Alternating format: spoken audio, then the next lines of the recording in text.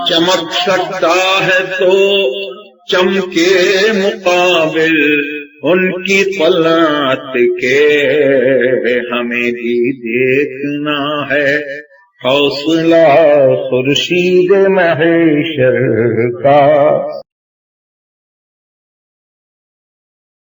الحمد للہ رب العالمین والعاقبۃ للمتقین والصلاة والسلام على اشرف الانبیاء والمرسلین وعلى آلہ واصحابہ اجمعین، اما بعد، اعوذ باللہ من الشیطان الرجیم، بسم اللہ الرحمن الرحیم۔ لو انزلنا هذا القرآن على جبل لرأيته خاشعا متصدعا من خشية الله۔ صدق الله العظيم، وبلغنا رسوله النبي الأمين الكريم، ونحن على ذلك لمن الشاهدين والشاكرين، والحمد لله رب العالمين۔ قال الله تبارك وتعالى في شان حبيبه: ان اللہ وملائکتہ یصلون علی النبی یا ایھا الذین آمنوا صلوا علیہ وسلموا تسلیما۔ اللہم صل علی سیدنا مولانا محمد معدن الجود والکرم منبع العلم والحلم والحکم وآلہ وصحبہ وبارک وسلم صلاۃ وسلاما علیک یا رسول اللہ وعلی آلک واصحابک یا حبیب اللہ۔ عزیزان گرامی، السلام علیکم ورحمۃ اللہ وبرکاتہ۔ میرے دوستو، یہ رمضان المبارک کا بابرکت مہینہ، رمضان اور قرآن ان دونوں کا بہت گہرا تعلق۔ اللہ تعالی اس مہینے کے بارے میں ارشاد فرماتا ہے: شہر رمضان الذی انزل فیہ القرآن۔ رمضان کا مہینہ وہ مہینہ ہے جس میں اللہ نے قرآن نازل۔ رمضان میں جو قرآن نازل ہوا، مزید اس کی صراحت رب نے یہ فرمائی: انا انزلناہ فی لیلۃ القدر۔ بے شک ہم نے قرآن کو شب قدر میں نازل کیا۔ اب شب قدر کیا ہے؟ آقا کریم علیہ الصلوۃ والتسلیم فرماتے ہیں کہ ابتدا میں اللہ نے مجھے یہ علم دیا تھا کہ شب قدر رمضان کی کون سی رات ہے، لیکن پھر اللہ نے اپنی مشیت کے مطابق میرے حافظے سے اس کو اٹھا لیا۔ خاص تعین تو نہیں کرتا، لیکن رمضان کے آخر عشرے کی طاق راتوں میں شب قدر کو تلاش کرو۔ کوئی یہ نہیں کہہ سکتا کہ شب قدر کا علم نبی پاک صلی اللہ علیہ وسلم کو نہیں۔ آقا خود فرماتے ہیں مجھے علم دیا گیا۔ اب اللہ کی مشیت تھی کہ اس علم کو اللہ تعالی نے محو کر دیا۔ وجہ یہ کہ اسی ذریعے سے، اسی وسیلے سے بندے شب قدر کی تلاش میں ایک رات کی بجائے 5 رات محنت کریں، اللہ کا ذکر کرتے رہیں۔ اس سے پتہ چلا کہ انبیاء کرام کے ظہور میں بھی امت کا بھلا ہے، امت کی بھلائی ہے۔ ہماری بھول، ہماری غلطی نقصان کا سبب بنتی ہے، انبیاء کرام کا ظہور امت کے لیے راحت کے سامان لاتا ہے، برکت کے سامان لاتا ہے۔ آقا کریم علیہ الصلوۃ والتسلیم کی مرضی پاک بھی یہی تھی کہ میرے امتی زیادہ سے زیادہ رمضان میں عبادت کریں، قرآن پاک کی تلاوت کریں۔ میرے دوستو، اب چونکہ بعد کے اولیاء نے یہ غور کیا کہ شب قدر کی پہچان کیا ہے، حدیث پاک میں بتائی۔ نبی پاک صلی اللہ علیہ وسلم نے کئی پہچان بتائی کہ شب قدر کی ایک پہچان یہ، ایک پہچان یہ، ایک پہچان یہ۔ ہم اور آپ عقل کے بھی کچے، علم کے بھی کچے، شعور کے بھی کچے، سمجھ کے بھی کچے، ہم تو نہیں جان سکتے کہ جو پہچان نبی پاک صلی اللہ علیہ وسلم نے بتائی اس پہچان کے مطابق شب قدر کو ڈھونڈ لیں۔ اس لیے ہمیں 5 راتوں میں تلاش کرنا چاہیے۔ یہ اور بات ہے کہ امت کے علماء اور اولیاء ہم جیسے نکموں کی سہولت کے لیے یہ بتایا کہ رمضان کی 27ویں شب ہی شب قدر ہے، اور یہ جو انہوں نے بتایا وہ احادیث طیبات میں بتائی ہوئی نشانیوں کی روشنی میں بتایا۔ یہ علم 27ویں ہی ہے، اگرچہ یقینی نہیں ہے، لیکن یہ بالکل بے اعتبار بھی نہیں ہے۔ اللہ کریم کے ان مقدس بندوں نے احادیث طیبات کی روشنی میں وہ نشانیاں تلاش کی، زندگی بھر ہر رمضان میں دیکھتے رہے، اور اکثر اولیاء کرام نے بتایا کہ رمضان کی 27ویں شب یہی شب قدر ہے۔ اور ان بزرگوں نے جو نشانیاں دیکھی، مشاہدہ کی، اس کے مطابق بتایا، تو اس میں قرآن پاک سے مدد لیتے ہوئے بڑی پیاری بات ارشاد فرمائی۔ وہ کہتے ہیں کہ سورہ قدر میں اللہ تعالیٰ نے لیلۃ القدر کا لفظ 3 بار استعمال فرمایا۔ انا انزلناہ فی لیلۃ القدر وما ادراک ما لیلۃ القدر لیلۃ القدر خیر من الف شہر۔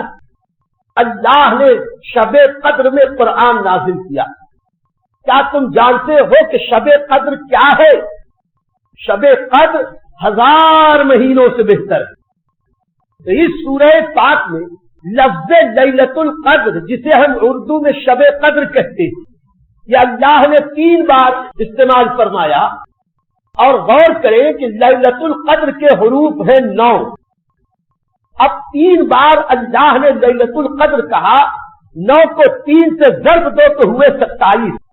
تو صوفیاء کرام مفسرین کہتے ہیں کہ اس میں بھی اشارہ ہے کہ لیلۃ القدر رمضان کی 27ویں شب مبارک ہے۔ اس شب قدر میں اللہ تعالی بندوں کی مغفرت فرماتا۔ بنو کلب کے بھیڑوں کی، بکریوں کی بال کی تعداد سے زیادہ اللہ بندگان خدا کو آج کی رات بخش دیتا۔ لیکن وہ لوگ جو جادوگر ہیں، جو شرابی ہیں، جو زانی ہیں، جو جوا کھیلتے ہیں، وہ لوگ جو ماں باپ کی نافرمانی کرتے ہیں، اللہ بڑے بڑے پاپیوں کو بخش دیتا ہے، ماں باپ کے نافرمان کو نہیں بخشتا۔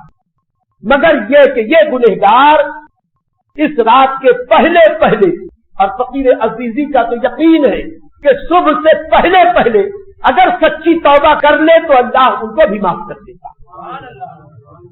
یہ توبہ کی رات ہے، مغفرت کی رات ہے، عبادت کی رات ہے۔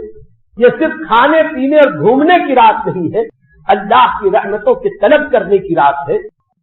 یہ وہ رات ہے جس رات میں اللہ اپنے شان کے لائق آسمان اول پر نزول اجلال فرماتا ہے۔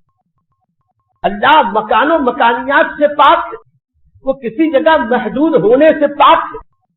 ہم یہ نہیں کہہ سکتے کہ اللہ یہاں ہے، وہاں ہے، کہاں ہے۔ اللہ زمین میں ہے، آسمان میں، پہلے آسمان دوسرے آسمان میں، یہ ساری کائنات محدود ہے، اللہ کی ذات لامحدود ہے۔ ہم یہ کہہ نہیں سکتے کہ اللہ کہاں ہے، یہاں ہے، وہاں ہے، جہاں، بلکہ ہم یہی کہیں گے اللہ کی قدرت سارے عالم کو گھیرے۔ لیکن مثال کے طور پر جیسے ہم مسجد کو اللہ کا گھر کہتے، خانہ کعبہ کو بیت اللہ کہتے، تو اللہ کے گھر کا یہ مطلب نہیں کہ اللہ اس کے اندر ہے، نہیں، بلکہ اللہ کی رحمتیں وہاں جلوہ گر ہے۔ اللہ کی تجلیات کی آمادگاہ بیت اللہ شریف ہے۔ ایسے ہی اللہ تعالی شب قدر کو آسمان اول پر نزول اجلال فرماتا، اپنی تجلیات کی بارش فرماتا، اپنے بندوں کی مغفرت کا سامان بہم پہنچاتا، اور رات بھر اللہ اپنی قدرت کاملہ سے اپنی شان کے لائق اعلان کرتا رہتا ہے کوئی بندہ جو توبہ کرنا چاہتا ہے کوئی بندہ جو مغفرت چاہتا ہے کوئی بندہ جو جنت الفردوس چاہتا ہے کوئی بندہ جو جہنم سے آزادی چاہتا ہے کوئی بندہ جو رزق چاہتا ہے کوئی بندہ جو دعاؤں کو قبول کروانا چاہتا ہے کوئی ایسا کوئی ایسا کوئی ایسا، یعنی اللہ کی رحمت پکارتی رہتی ہے، بندو طلب کرو میں عطا کروں گا، مانگو میں جھولیاں بھروں گا، دعا کرو قبول کرنا میرے کرم پر ہے۔ آج کی رات دعاؤں کی مقبولیت کی رات، اور ہم اس وقت بہت پریشان ہیں، پورے عالم کے مسلمان اس وقت بہت حیران ہیں۔ ہم اس وقت شتر مرغ کی طرح، شتر مرغ ایک ایسا پرندہ ہے کہ جب ہوا اور ریت کا طوفان آتا ہے تو وہ اپنا چہرہ ریت میں چھپا دیتا، وہ کہتا طوفان گیا طوفان گیا، اب پھر جب اس کے بعد کر نکالتا ہے تو طوفان اڑتا۔ وہی حال ہمارا، ہم اپنے گھر میں، کاروبار میں، بال بچے میں، اپنے معاشرے میں، اپنے ماحول میں اپنے سروں کو ایسا چھپائے ہوئے ہیں کہ دنیا میں کیا ہو رہا ہے ہم کو پتا ہی نہیں، ورنہ اس وقت عالم اسلام پر، مسلمانوں پر ظلم کی وہ آندھیاں چل رہی ہے، اور مسلم اس وقت جس پریشانی کا شکار ہے، ماضی میں بہت سالوں تک ایسی پریشانی نہیں تھی۔ آج مسلمانوں کے پاس مادی دولت کی کمی نہیں ہے، آج مسلمانوں کے پاس دنیاوی تعلیم کی کمی نہیں ہے، آج مسلمانوں کے پاس روپیے پیسے کھانے پینے پہننے اوڑھنے کے سامان کی کمی نہیں ہے۔ کمی ہے تو اللہ کی اطاعت کی کمی ہے، مصطفیٰ کی غلامی کی کمی ہے۔ ہم نعرے بہت لگا رہے ہیں، نبی کا دامن نہیں چھوڑیں گے، نبی کا دامن نہیں چھوڑیں گے۔ افسوس اس کا ہے کہ ہمارے ہاتھوں میں نبی کا دامن ہے ہی نہیں۔ ہم نعتیں سنتے ہیں، سناتے ہیں، بہت اچھی بات ہے، مدینہ مدینہ مدینہ مدینہ، مدینے پہ جان دے دیں گے، مدینے پہ سب کچھ قربان کر دیں گے۔ اب مدینے والے کا فرمان ہے 5 وقت نماز پڑھو، ہم سے 5 وقت کی نماز نہیں پڑھی جاتی۔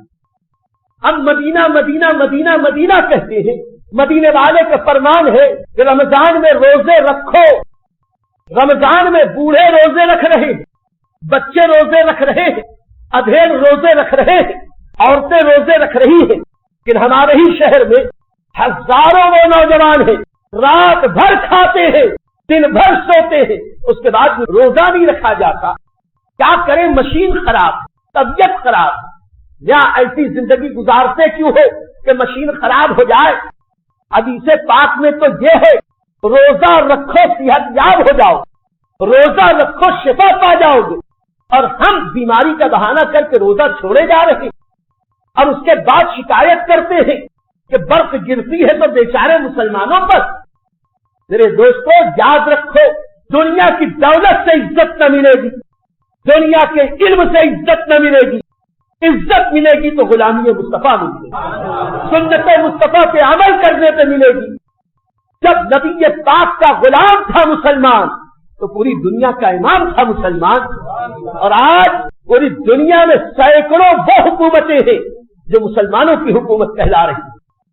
آج ہم ہندوستانی اگر روئے چلائیں تو الگ بات، برما کے مسلمان روئے چلائیں تو الگ بات، لیکن شام کے مسلمان، فلسطین کے مسلمان، عراق کے مسلمان، لیبیا کے مسلمان، عرب ممالک کے مسلمان، جہاں حاکم بھی نام کا مسلمان، جہاں رعایا بھی مسلمان، وہاں پر یہ ظلم ہے کہ ایک ایک ملک میں، پورے شہر میں ایک بھی عمارت اپنی جگہ سلامت نہیں۔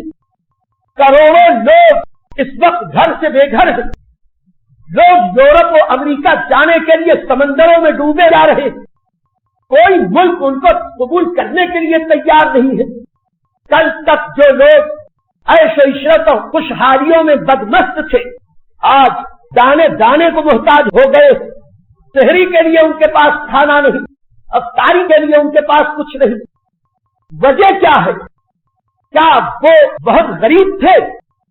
وہ غریب نہیں تھے، ان کے پہلے کے لوگوں میں ایمان کی دولت تھی، آج کے لوگوں میں ایمان کا نور کم ہو گیا ہے۔ ہم صرف قول سے کہتے ہیں ہم غلام نبی، ہم غلام نبی، اور ہمارا عمل یہ بتاتا ہے ہم شیطان کے نقش قدم پہ چلنے والے ہیں۔ اگر نبی کے نقش قدم پہ چلنے والے ہوتے تو اللہ کا فرمان ہے وَلَا تَهِنُوا وَلَا تَحْزَنُوا وَأَنْتُمُ الْأَعْلَوْنَ إِن كُنتُم مُّؤْمِنِينَ۔ سستی مت کرو، غم مت کرو، تم ہی غالب رہو گے اگر ایمان والے رہیں۔ اللہ تعالی ہم سب کو حضور صلی اللہ علیہ وسلم کی سچی غلامی نصیب فرمائے۔ وآخر دعوانا ان الحمد للہ رب العالمین۔